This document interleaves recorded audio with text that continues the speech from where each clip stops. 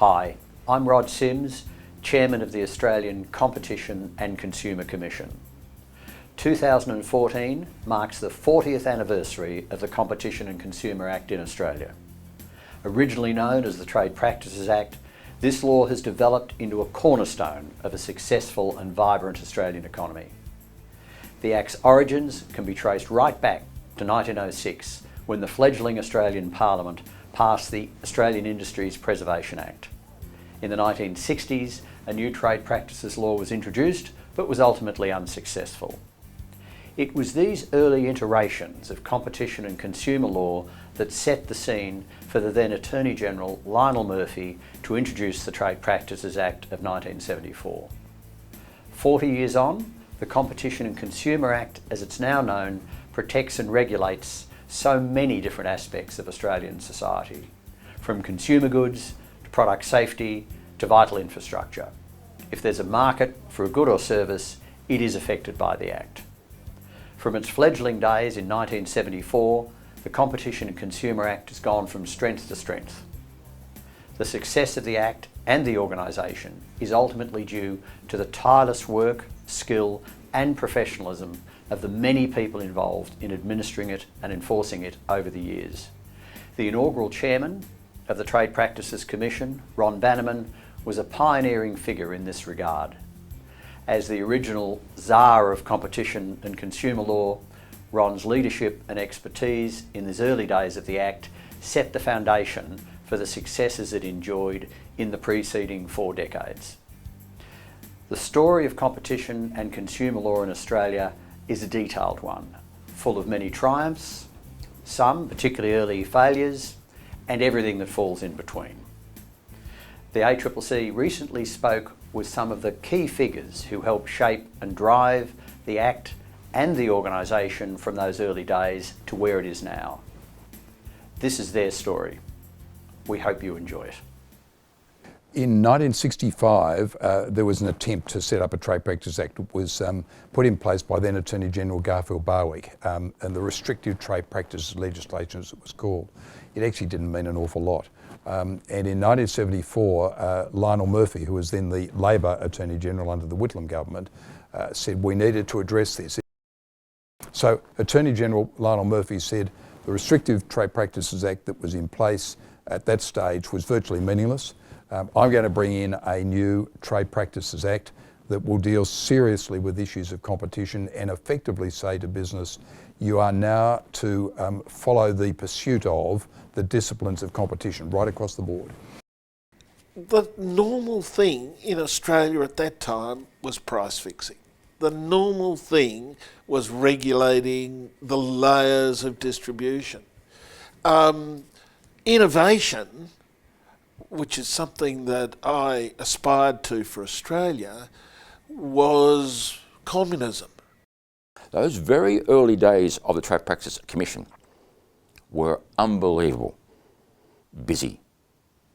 And people think, oh, that was all history, nothing happened. But this is where Maureen Brunt comes in, of course. The Commission, small as it was and inexperienced, although it had this history behind it, ran countless competition cases, lost most.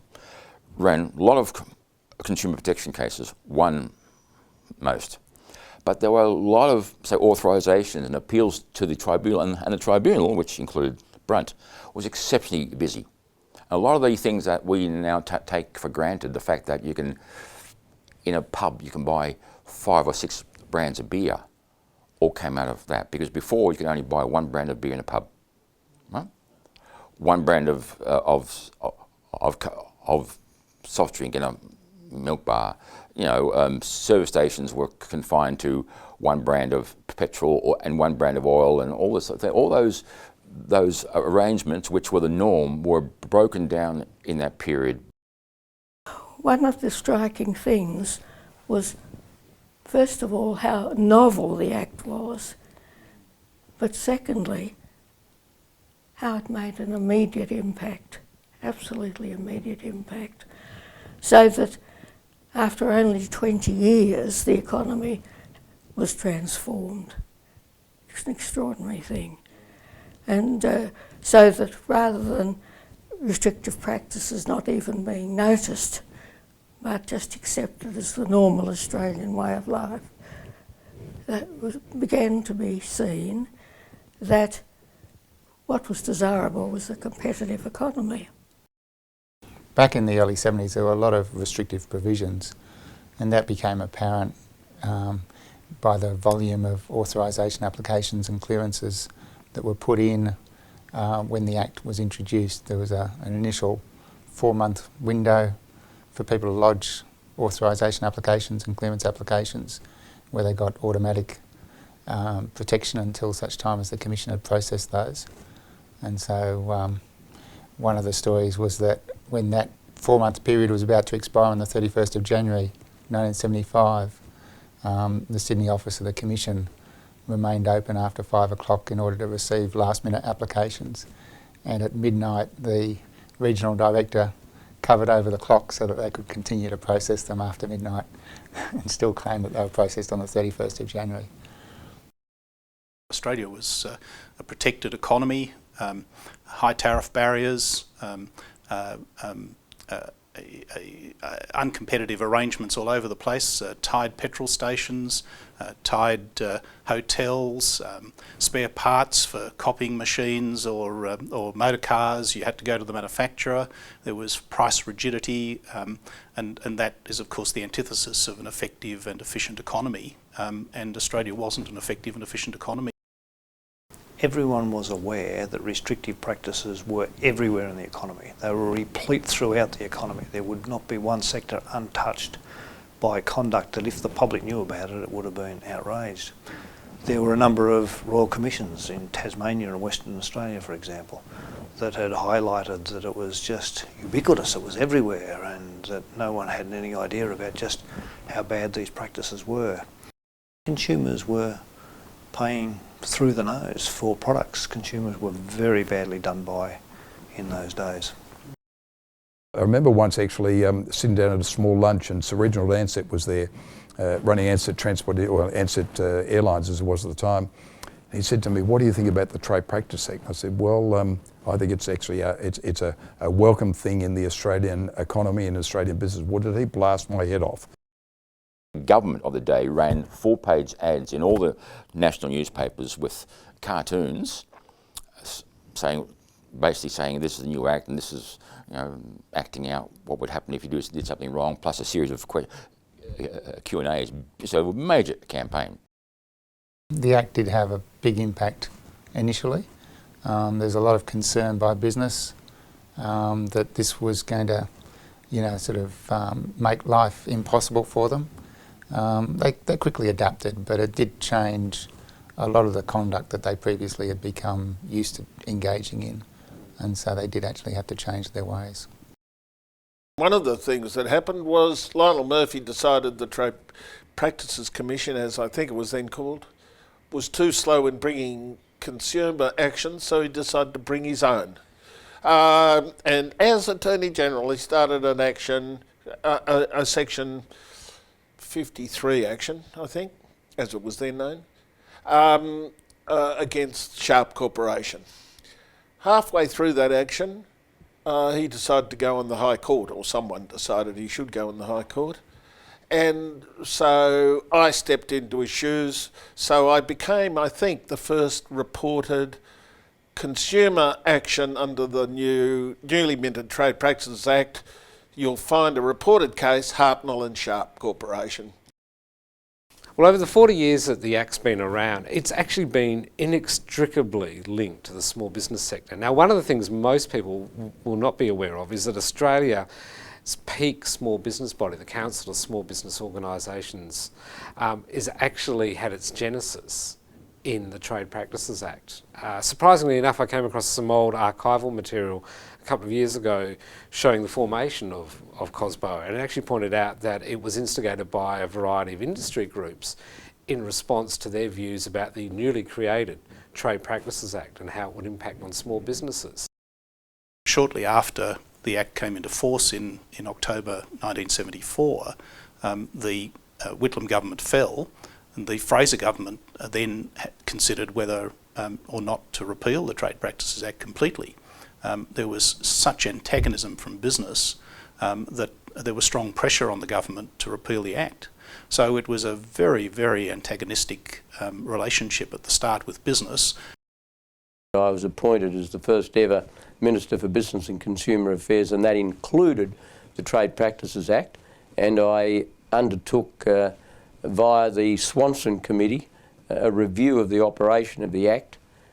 The new government, Fraser government, thought the Act was too intrusive, too regulatory, rather too heavily modelled on the American system of antitrust laws, which might have been suitable for a much larger economy. And coming out of that, there were some significant changes. The other really big thing that I did in the trade practices area was to draft and put through Parliament the section, namely 45D, which brought the secondary boycott activities of unions within the reach of the Act. Previously, if a union imposed a secondary boycott, it could do so with impunity, whereas if a company did so, it was subjected to enormous penalties. And I thought, and the government of the day thought, that was wrong. Then we came to the 1980s, which was a time of consolidation. The empire struck back, I suppose you could say. The business won a few cases. In the meantime, we'd had some clarification of the law in relation to what competition meant and what a market meant in the tribunal. What we found in the early 80s or mid 80s, when I was first in private practice, was that the Act did fall into the doldrums a bit. In 1983, as Treasurer, I began effectively the internationalisation of the economy. And that meant rolling back all of the protections from the past, starting with the exchange rate, opening up the financial markets, the product markets, and the labour market, making them more supple, more responsive, more effective, more productive. And in this matrix of changes comes the question of competition. People were challenging everything we did. So through that period it just was simply difficult. We had to grind our way through that period. Bob McComas became chairman. He was a very different creature. He was more into settlements, negotiation, which has its pros and cons, and I learnt more from McComas than virtually any other chairman, particularly not because he was better, but he came out of the private sector, and he knew how they thought and how they worked and where the sore points, where the weak points were, and he taught us a lot in the mergers area. Bob McComas was a consolidating period, and then along came Bob Baxt as the chairman, and it was a time for expansion of the Act, a time for testing. I was very pleasantly surprised when I got a call from the Attorney General's Department in 1988 to become the third chairman. We had a piece of legislation which government intended to be enforced, and so one of the first things that I did when I was invited to become chairman was to say, well, one of the things I would like to do is to see whether the Commission could get involved in the famous Queensland Wire case. For a reason that I still don't understand, the Commission refused to take on that case when the Queensland Wire Company came to it against now a client of this firm, that BHP, as it was then, was engaging in a misuse of market power by not supplying wire bar to this company. And so one of the things that I asked Bob Alexander, who was the General Counsel of the Commission, was to see whether we could intervene in the case. And we did. We intervened in the case, unsuccessfully by law, as the High Court judgment will tell you, but successfully because the arguments that Alan Goldberg and David Chevin ran on behalf of the Commission, those arguments were taken up by the Queensland Wire Company, and we had the very, very famous and still the most significant case under Section 46. What they did was to take the concepts in the Act, which was expressed in economic terms. They took these concepts and they expounded them so that they thought of the law of trade practices as being a mix of both economics and law. It was important to test the law, because we won't find out whether the law works, and we won't need all these calls for changes to the law if we had more opportunities of going to the courts, asking the courts to evaluate these provisions and finding out what's wrong with the provisions, if in fact there is something wrong with them. Then the reform process can start. So my aim was to try, wherever possible and wherever it was justified, to test the law. And then, of course, came the Fells era, and Fells era, you know, had national competition policy, although that started with Bob. Had GST, had Fells and Asher being media, you know the old joke, don't get between Alan Fells and a camera.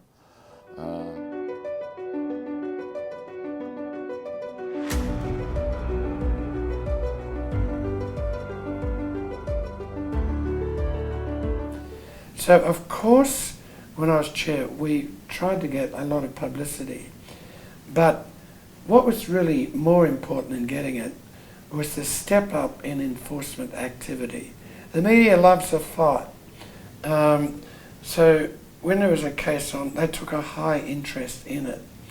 And we tried quite hard to explain to the public what was going on and how it would affect them and so on. So although we used the media, it was the underlying actions by the Commission and its staff and the commissioners that had the effect. And if they hadn't been there, no amount of publicity would have changed the world. There was, there's the list of the most powerful people in Australia. And I think Alan of Fells was sort of third in that list after the Prime Minister and the Deputy Leader, I think, and then there was Alan Fells, and it was just an indication of just how heady it was back then in terms of his era.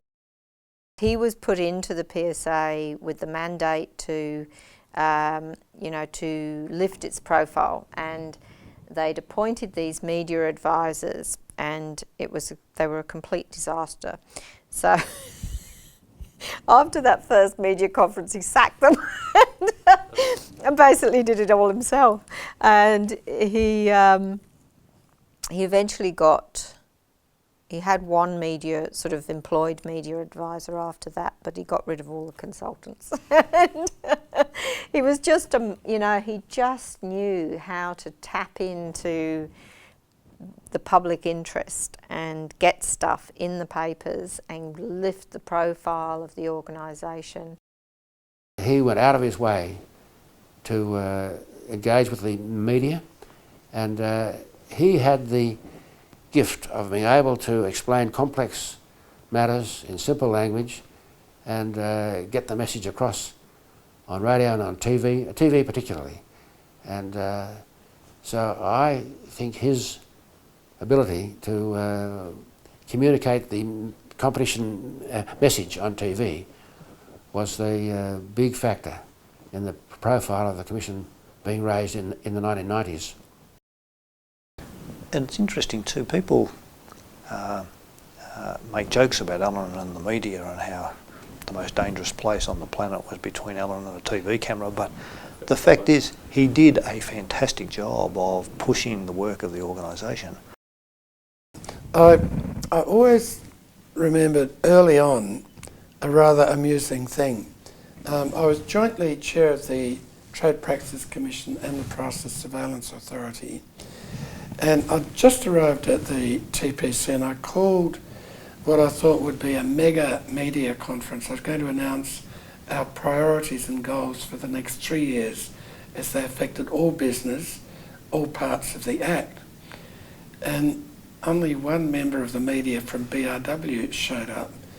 Now, anyway, I got in my car and I drove over to the Prices Surveillance Authority to announce what the new rules would be in regard to the removal of the 1 and 2 cent coins. This trivial matter is the biggest media conference ever in Australia, the longest, got the most publicity. Everyone was fascinated. So I learnt a little bit of a lesson from that about how you have to give something concrete to the media and that they understand and they'll be interested rather than abstract priorities.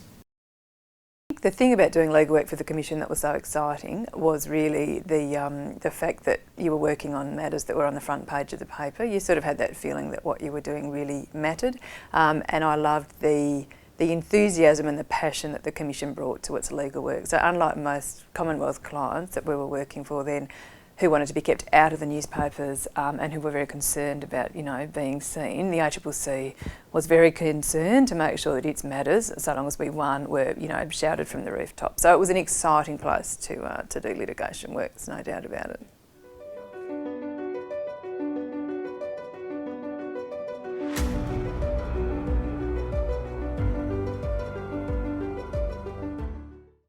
We were in pretty dark days in the late 80s, early 90s.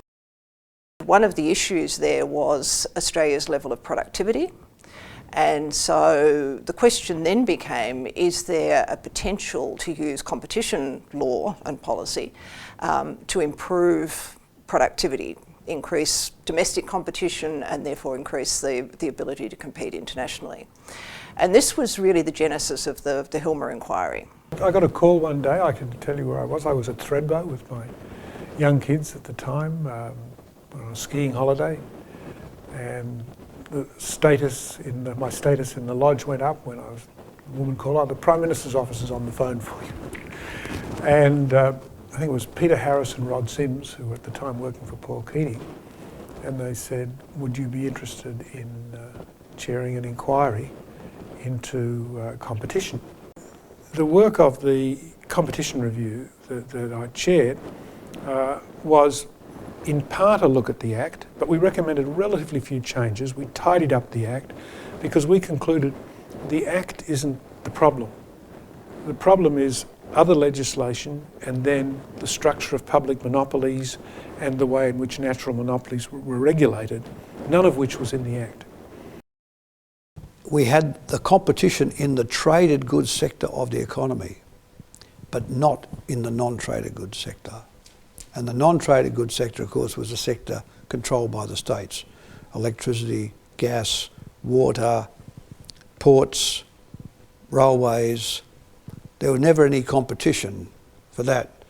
You can't compete with the Melbourne-Sydney rail freight rates by buying a locomotive from China.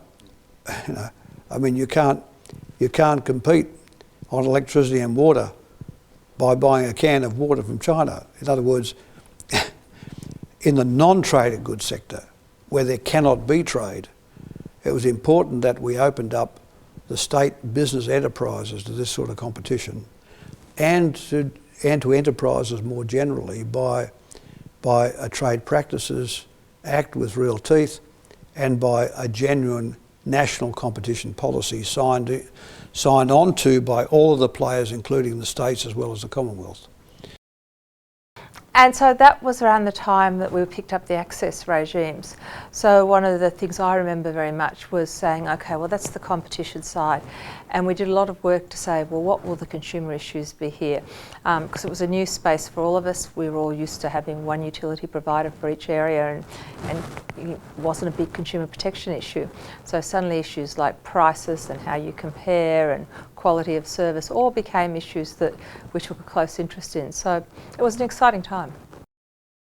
It really did recognise that competition was essential to productivity, and that you did have these big infrastructure projects that just it wasn't economically viable to replicate them.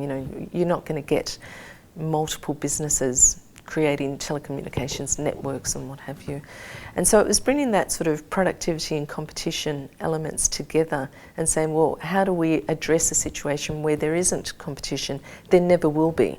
You can't create competition, you can't enforce competition. And so it was taking all that and saying, well, we need to create a regime that would replicate what would the outcomes be like if there was competition. So it was quite a watershed in that sense. It was a turning point. Hilmer was a defining moment in history in a lot of ways, really, in the history in this space, because it heralded the broader application of the Act. If you ask people about the economic regulation side of it, it would draw a blank, which I actually think is really interesting because it tends to be the areas of the Act, in a sense, or the regulatory structure that touch most people's lives. I think one of the things that happened post-Hilmer was that it was a period of education. And so one of the roles of the commissioners was actually almost the roadshow type role, where we spent a lot of time on the road, going around to the different states and different organisations within the states, talking to them about the nature of the Act and where they fitted into the Act. So mid-1990s is a huge change because that actually brings in all of the businesses effectively under the ambit of the Act for the very first time. And interestingly enough also brings in the professions as well, which is an area that traditionally had been excluded. The Hilmer reforms were all about extending the Act to parts of the economy that it didn't previously cover, particularly unincorporated enterprises and professionals, and also the Part 3A infrastructure provisions, and of course bringing together the Trade Practices Commission and the Prices Surveillance Authority into the ACCC. We're dealing with clearly a national economy, not 6 state economies, a national economy, and therefore it just simply, made sense to have a uniform national regime, transparent, with the transparent application of principles, and to have states sign on to that as well. So it seemed to me reasonable. Now, getting the states to sign on was very difficult because they all had particular interests, particularly when they got round to their own business enterprises. But be as it may, through a long and tortuous process, we finally get the states to sign on. And from that comes, of course, the competition payments. If they did a trick for me, I'd give them a lump of sugar. In other words, they did pro-competitive things in the grants. We would share the productivity benefit, the national productivity benefit. We would share equitably with any state which oversaw the kind of changes we regard as important to lift broad productivity. I think you could have stopped almost anybody in the street and at that stage and asked them questions about competition policy in general terms, and what you'd have got was a very positive approach to competition policy. What really gave the Commission, I think, the greatest boost ever, and even though it's gone down a bit since then, I think in terms of public perception, was GST. I mean, the photo of the chairman was on a brochure, was given to every household in Australia. The whole GST saga, that was incredibly high profile and a little bit risky for the Commission, but everyone's interested in what prices they pay for everything. So down to the nitty-gritty, what will be cheaper after the GST and what will cost more? Well, the ACCC provided a lot of reassurance to people that there would be no exploitation by the unscrupulous in the transition to the GST, and most companies played the game, there's no doubt about that, but it was reassuring to smaller traders, to consumers, that the ACCC was there, and we found, both the Treasurer and I found, work of Alan Fels very helpful in that context. It enabled the Commission to be seen as the protector of consumers. At the same time as we were starting to lift our work back into our traditional work again, of course we have a change of chair, and Alan leaves, Graham comes. The new Commission came into place and we set in place very early in the piece 5 fundamental principles of operation. And they were principles that became deeply imbued in the culture of the organisation. They were principles that related to timeliness of dealing with matters, fairness in dealing with matters, consistency in dealing with matters, and then confidentiality, so that people could approach the Commission with confidential issues and not read about it the next day in the newspaper, and then transparency, which was transparency as to how we dealt with matters when they did become public, and that made us very accountable to the public at large. Comparing with the old days in the 1970s when we were so careful and we weren't rushed, from 2001 onwards we were rushed, and the chairman Fells and then Graham Samuel wanted action, and so the pressure was right on to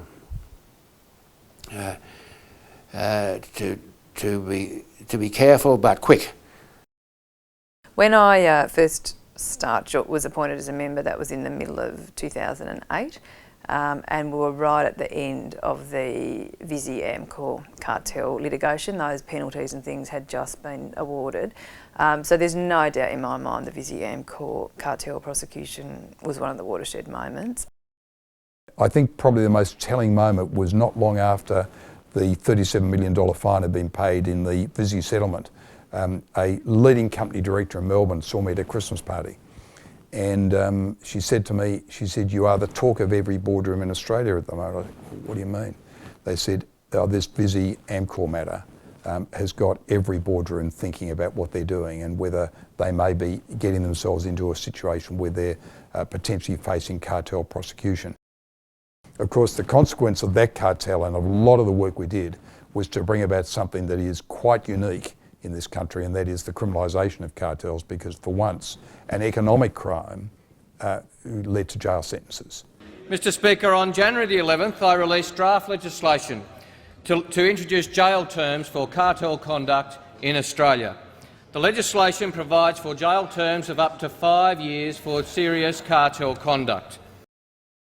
We were worried that without it we didn't have the deterrence the deterrence that you needed, particularly with cartels, which are very difficult to detect and can be difficult to prosecute. For me, the biggest changes in the time that I've been at the Commission, so the last 6 years or so, have been the Australian consumer law provisions. So, I mean, they really have marked a very significant change, I think, in how corporate Australia behave. What I do think the ACL has led to, though, is much greater and better cooperation and coordination between states, territories and the Commonwealth. And we now have these bodies under the ACL that coordinate education work, policy work, enforcement work, product safety work. We share it out, so it's a much less duplication of resources, much better coordination, and I think that makes us much more effective. There was a sort of a uniforming unity of the law, rather than having different laws in different states, but then with a multiple regulator model, simply because a lot of consumer law issues are local, regional type issues where the states are much better placed to deal with those. You can't understand why, on the one hand you would say if you breach competition law, you're going to be penalised potentially with jail sentences, but if you lie, if you engage in effectively fraudulent behaviour in selling your products or services to consumers, you had no financial penalty. Fortunately, that changed. When I arrived here, I really wanted to make sure we made full use of the ACL, and that probably meant we tipped our resources more into consumer issues, a little bit less, by definition, when you do more of one, you do less of the other, a little bit less of competition. We're redressing that balance now, but the consumer law was, the changes there were absolutely fundamental.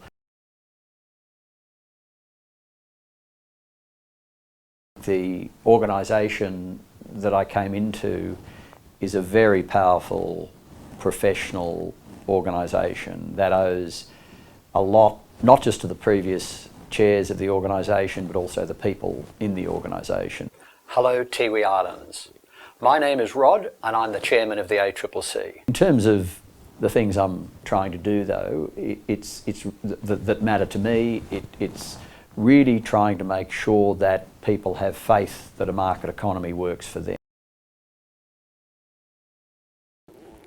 I think the Act, even back in the, when it first came into being back in '74, I think the Act is one of those really important pieces of legislation, and along with it the Commission is a really important organisation, both as a result of changes made to a law, changes made to the institution, but also as a result of what's happened out there in the broader world. I think the ACCC as an institution and the law it administers have become, always was important, but become much more important in the, in the economic fabric of Australia.